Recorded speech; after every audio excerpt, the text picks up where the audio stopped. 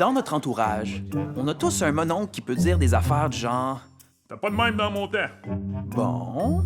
On peut plus rien dire. mhm. Puis dans mon temps, le pot, c'était du pot. On n'avait pas de TTHD puis de CTBCD. » Mais est-ce que c'est vrai, ça? Est-ce que le cannabis d'aujourd'hui est si différent de celui d'avant?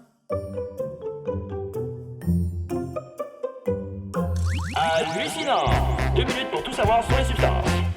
Est-ce que le cannabis d'aujourd'hui est si différent de celui d'avant? Imaginons que mon oncle était ado dans les années 80. À l'époque, le cannabis était surtout fumé, sous forme d'herbe ou de résine. Bien souvent, il n'excédait pas les 3 de teneur en THC, la principale molécule psychoactive de la substance. Dans les produits consommés aujourd'hui, cette concentration peut être jusqu'à 10 fois plus élevée.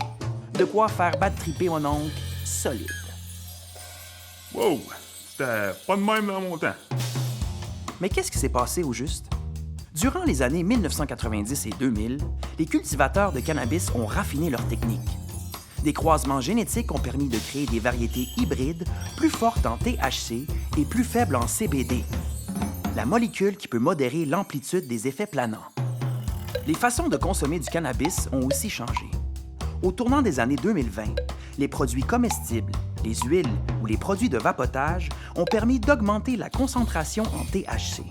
De nos jours, certains produits peuvent même atteindre les 90 Ça peut envoyer n'importe qui faire une petite sieste le temps que ça passe.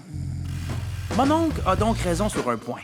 Le cannabis d'aujourd'hui est différent de celui d'avant. Il y a plus de choix et les taux de concentration sont souvent plus élevés. On n'est donc pas à l'abri des mauvaises surprises. Pour le reste de ses opinions, on repassera. Hey! C'est vrai que c'était mieux dans mon temps. Au moins, on respectait nos aînés. OK, c'est beau, mon oncle.